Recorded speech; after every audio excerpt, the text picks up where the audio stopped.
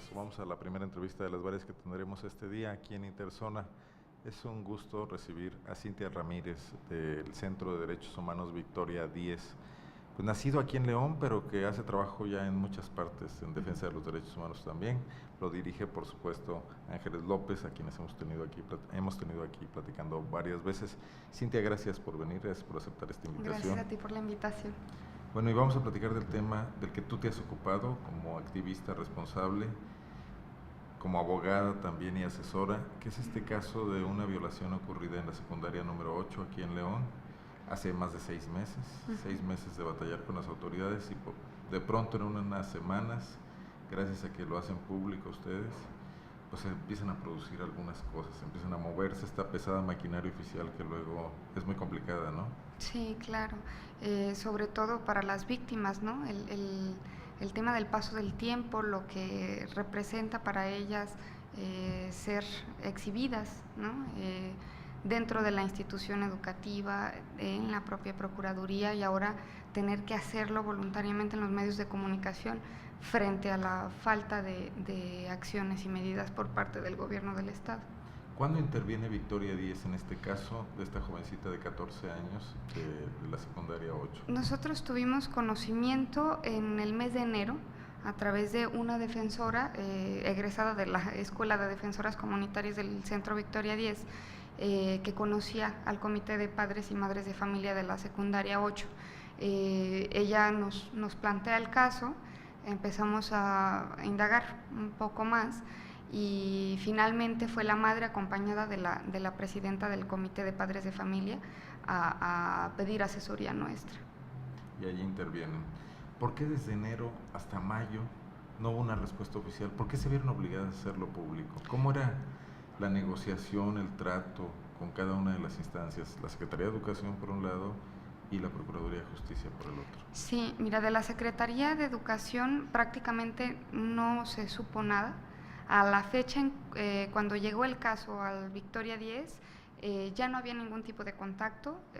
Lo único que se supo en el tema de la Secretaría fue cuando la niña necesitó materiales, fue a pedirlos a la secundaria 8, una vez que ya había sido cambiada de escuela, y se le negaron, ¿no? Se le negó la entrada a la madre, se le negó la entrega del material. La directora seguía siendo Laura Aranda, sí, esta directora que fue cesada el viernes pasado. Sí.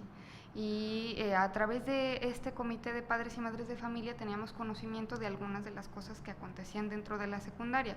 Por ejemplo, que por lo menos hasta el mes de enero el profesor seguía asistiendo, ¿no? a la secundaria, lo cual es contrario a esto que se dice que fue cesado de manera inmediata. Lo que dicen ahora, ¿no? Sí, claro, es sobre todo que se dice después de tanto tiempo. Y bueno, entonces nos queda claro, la Secretaría de Educación, en este caso su delegación en León, pero también sus autoridades centrales en Guanajuato, no atendieron el caso, no hubo ninguna atención. Y la Procuraduría de Justicia, ustedes acudieron a presentar una querella. Sí, la familia, antes de llegar al Centro Victoria 10, ya había presentado una denuncia por el delito de violación, ¿no? Desde el principio tenían muy claro qué delito se había cometido. Entonces presentan la denuncia el 15 de noviembre del año pasado. Para un mes, poco más de un mes después, apenas estaban haciendo la inspección judicial, ¿no? Eso, ministerial quiere decir que el Ministerio Público se traslada al lugar de los hechos a recopilar evidencias. ¿Fueron a una agencia especializada en delitos sexuales? Fueron a la agencia número 40, fue a la que se asignó el caso, la agencia número 40 especializada en delitos sexuales. En ese momento todavía era agencia especializada antes de que se llamara Unidad de Atención Integral a las Mujeres. A cargo de esta agencia estaba Blanca Isabel Gasca Curiel, y ahora, en aproximadamente el mes de diciembre, cuando se hace la transformación de agencias especializadas a unidades de atención a la mujer, se estaba haciendo cargo otra agente del Ministerio Público sin haberle notificado ni siquiera a la familia de este cambio, ¿no? Se cambió la secretaria, se cambió la agente del Ministerio Público. Hay que recordar que la primera agente y la primera secretaria fueron las que estuvieron involucradas en la modificación ilegal de la declaración de la menor.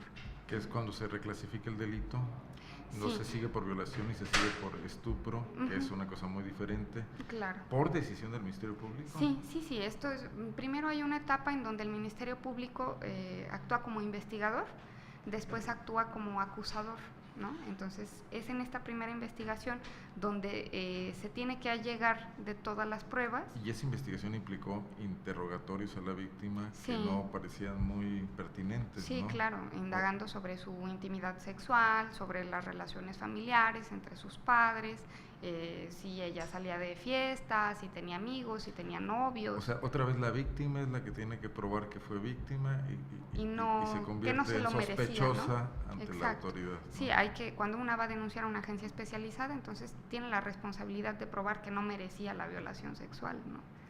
Esto ocurría después del caso Lucero, después de Sí. que ya la Procuraduría hubiera estado fuertemente cuestionada por su forma de trabajar y hasta ahí no había cambiado nada.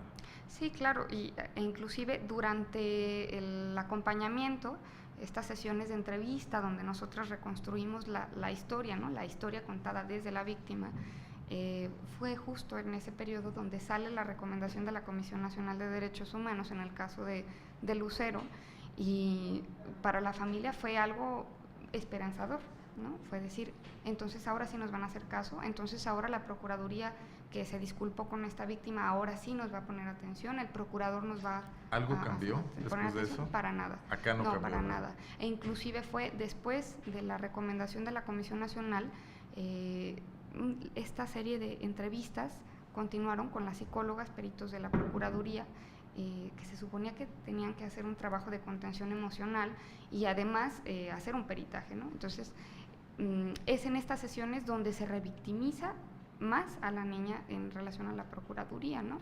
Donde se le dice, eres una mentirosa, donde le gritan, donde le dicen, no me maquilles las cosas, di las cosas como son, acepta que tú querías tener relaciones sexuales con el maestro. ¿Quién le dice eso? La psicóloga, no sabemos el apellido, pero su nombre de pila es Alejandra y se encuentra en las agencias del Ministerio Público ubicadas en Delta, que es donde están las agencias que atienden temas de adolescentes. ¿Ustedes no presentaron quejas por esto ante sus superiores, ante otros funcionarios de la Procuraduría? La propia madre de la víctima se lo hizo saber al subprocurador de la Manuel regional. Ángel Núñez. Y entonces, justo cuando se lo hace saber, la respuesta es, le dice, mira, están tratando de esta manera a mi hija ya no quiere ir a las terapias, ya no quiere volver a saber nada de una psicóloga, no quiere que la vuelvan a llamar a declarar, ni que le amplíen la declaración. Hasta en 4 ocasiones la llamaron para que ampliara la declaración, ¿no? Porque se les olvidaba hacerle algunas preguntas. Entonces le dice todo esto y le dice, ¿sabes qué? La niña es la que le dice directamente al subprocurador, le dice, estoy muy preocupada porque lo que está en mi declaración no es lo que yo le dije a la secretaria cuando lo estaba escribiendo. Entonces no lo pudimos leer cuando lo firmamos y ahora nos estás diciendo que por esto que dice aquí va a ser estupro.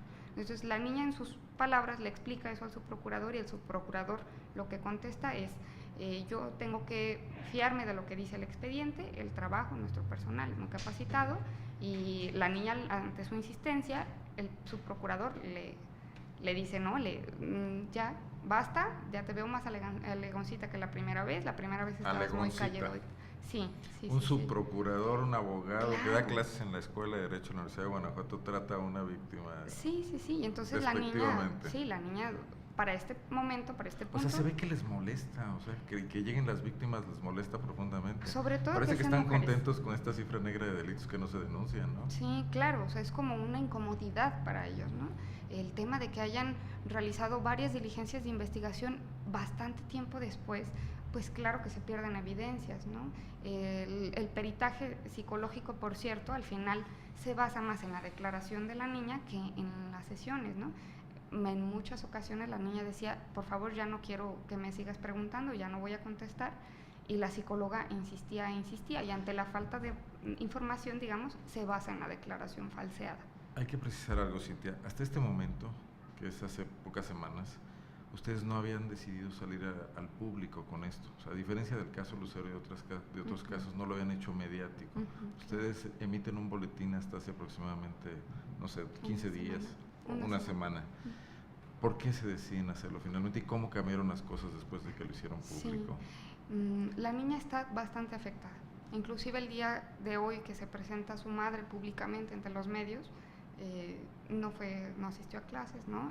Dice, no quiero que me hagan comentarios.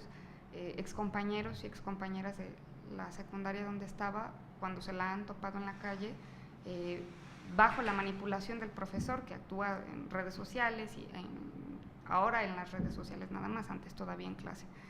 Le dicen, bueno, no es que ya deja de decir mentiras, ¿no? Es que tú eres una tal y cual, porque manchas el nombre del profesor. Y entonces el tema es que la niña no quería seguir siendo llamada mentirosa y seguir en el ojo de la opinión pública, ¿no? Dice, mamá, por favor, no salgas. Pero la decisión de salir a los medios fue porque no ha sucedido absolutamente nada.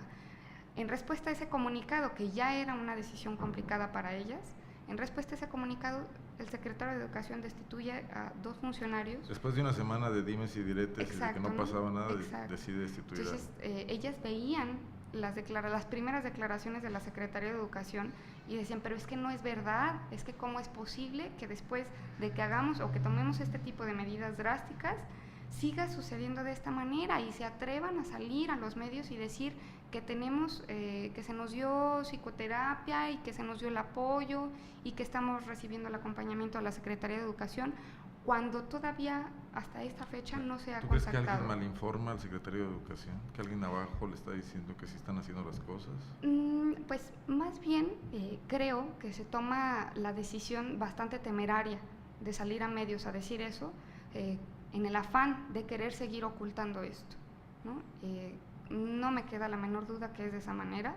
Desde el inicio, hace tiempo, hace meses que salió en los medios de comunicación, inmediatamente se tomó la misma táctica, ¿no? De salir a medios de comunicación y decir ya el Instituto de la Mujer Guanajuatense, que ahora es la gran ausente, ¿no? Sale diciendo, se está dando asesoría psicológica, asesoría legal, tienen inclusive hasta un grupo de abogados, cuando ni siquiera sabían ni que era una denuncia, ni que era la Procuraduría de Derechos Humanos, no sabían que la Procuraduría tenía abierta de oficio una investigación que no tomó en cuenta las declaraciones ni de la menor, ni del padre, ni de otro tipo de evidencias, ¿no? Habría que hacer una aclaración rápida para nuestro público, las diferencias entre el delito de estupro y violación. El delito de estupro, y si estoy equivocado, corrígeme, es cuando una menor tiene relaciones consentidas con un adulto. Es un tipo penal que está prácticamente en vías de desaparición con todo el cambio de la perspectiva de género, porque es muy difícil decir que entre un adulto y una menor hay relaciones equilibradas, entre una gente que tiene experiencia y una que no lo tiene, y más aún si existe el tema jerárquico, que es el que tiene un profesor sobre una alumna. Entonces así, incluso si la chica se haya ido con él voluntariamente, ahí hay un tema de coerción que la nueva perspectiva de género toma en cuenta y que en el anterior tipo penal, que parece que es el que aplican muchos de nuestros funcionarios ministeriales, no existía, se veían las cosas de otra manera. Entonces, ¿es lo que están ustedes apelando más o menos en este momento? Sí, además de eso, decir, mira, estamos a unas semanas, a unos días del aniversario de la reforma en derechos humanos y sería bastante tiempo, 3 años, como para que los funcionarios y funcionarias públicas estuvieran ¿De la ley de capacitados. acceso de las mujeres a una vida libre de violencia? No, de la reforma al artículo 1 constitucional en materia de derechos humanos. Muy bien. El año pasado se acaba de homologar la Constitución del Estado y entonces entre festejos se dice ya tenemos una Constitución reformada, actualizada en derechos humanos, ¿no? ¿Por qué hacer hincapié en esto? Los estándares internacionales hay unos muy precisos en materia de violencia sexual, sobre todo lo que gira alrededor del consentimiento desde la Corte Penal Internacional, la Corte Interamericana, la Corte Europea de Derechos Humanos, varios comités de derechos humanos de la ONU y sobre todo el Comité de Derechos del Niño.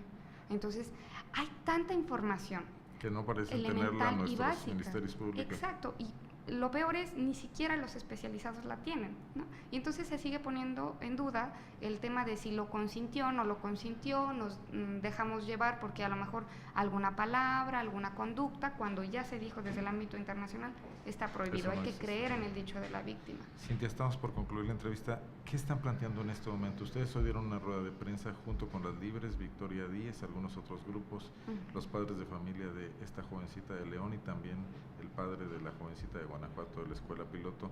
¿Qué es lo que piden? ¿Qué es lo que se proponen, diría más bien yo?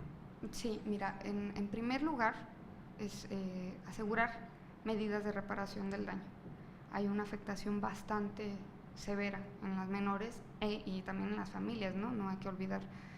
Medidas de reparación y una cosa bastante para hacer notar es que las propias niñas dicen, si ya hice todo esto, si ya estoy pasando todo esto, no quiero que a nadie ni a ninguna otra niña le vuelva a suceder. ¿Sí, no? Entonces, garantías de no repetición, otro tipo de medidas de reparación y en particular un protocolo y una normativa. Esta es una petición para el Congreso, ¿no? Es el competente, una normativa especial para el tratamiento, investigación, atención de casos de violencia sexual contra niñas en las escuelas. Muy bien.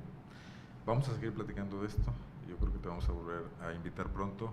Y hoy más tarde en Zona Franca, Denise Hernández, que cubrió la rueda de prensa, tendrá toda la información. Pero estamos atentos a lo que siga pasando. Muy bien, muchas gracias. Muchísimas gracias a ti por venir. Gracias. Cintia Ramírez del Centro de Derechos Humanos, Victoria Díez, aquí de León, sobre este caso que se lo hemos estado llevando a ustedes la información como ha venido surgiendo y seguiremos atentos. Voy a una pausa, regreso.